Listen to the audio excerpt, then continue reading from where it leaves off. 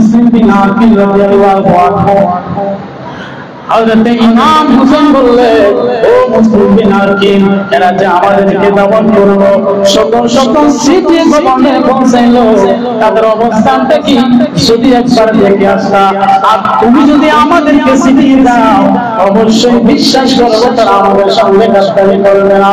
হযরত ইমাম মুসলিম বিন আকিল চলে গেলেন সেই মদিনা শরীফ থেকে কুফা নগরী ইরাকের ভিতরে চলে গেলেন।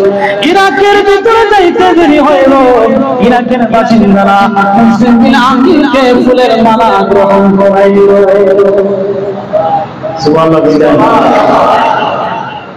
মুসলিম বিন আকিল এশার নামাজ শেষ করিয়া দেখা যায় মুসল্লির কোনো অভাব নাই, হাজার হাজার মুসল্লি এসেছে বায়াত গ্রহণ করার জন্য। মুসলিম বিন আকিল চিন্তা ভাবনা করেন, এরা যত সিটি আমাদের কাছে পাঠাইছে সবগুলাই সত্য, একটা সিটিও তারা মিথ্যা ভাবে পাঠায় নাই। মদিনার গভর্নরের মধ্যে যত সিটিগুলো আমাদের কাছে পাঠাইছে সবগুলাই সত্য, এতে কোনো সন্দেহ নাই। এই মুহূর্তে আমাকে ইমাম হুসাইনের কাছে অবশ্যই একটা দূত বা একটা সিটি প্রেরণ করা লাগবে, যেন ইমাম হুসাইন আর দেরি না করে ইরাকের জমিনে যেন তশরিফ নিয়ে নেয়। সিটি লেখা হলো, সিটি লেখার সময় সিটি যখন লিখলেন, ওই গাদ্দার বাহিনী আমার তাদের আসল মানুষের আসল বড় জিনিস। আসল যদি ভালো হয় মানুষ কখনো তার আসল থেকে দূরে সরে যেতে পারবে না। তার আসল যদি ভালো হয় অবশ্যই সে একদিন একদিন ভালো তাদের দিকে অগ্রসর হবে। আর মানুষের আসল যদি খারাপ হয়, যদিও সে ভালো মানুষ আছে, তার আসলের দিকে সে টান করে যাবে। ওই সিটি লেখা শেষ হলো, সিটি না ইমাম হুসাইনের কাছে পৌঁছে দেওয়া হলো। ওই সময় ইয়াজিদের নেতৃত্বে ইয়াজিদ ছিল, উবা ইবনে জিয়াদের কাছে পৌঁছে দেওয়া হলো।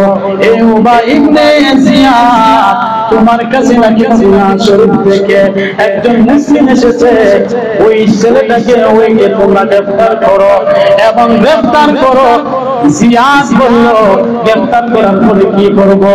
এ তো এসেছে ইমাম হুসাইনের কাফেলার খবর দেওয়ার জন্য, যাচাই বাছাই করার জন্য।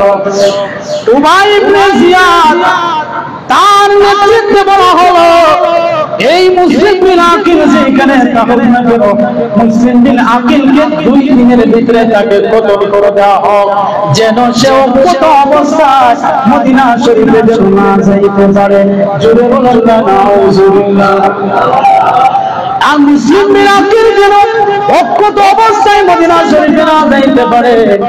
আর যে চিঠিটা দিয়েছে ওই সময় কিন্তু গাদ্দারের বাহিনীরা বলছিল, আমরা তোমাকে মানলাম, তোমার ইমাম হুসাইনকে মানবো। তাদেরকে দাওয়াত করা হলো, শত শত চিঠি দেওয়া হলো। ইমাম হুসাইন মুসলিম বিন আকিলের চিঠি পাইয়া তিনি তো আশ্চর্য হয়ে গেলেন, সত্যি ইরাকবাসীরা আমার যে বন্ধ করেছে তারা অবশ্যই আমাকে মানবে। এই বিশ্বাস করে তিনি ওই মদিনা শরীফ থেকে আস্তে আস্তে করে ইরাকের জমিনের দিকে রওনা হয়ে গেলেন।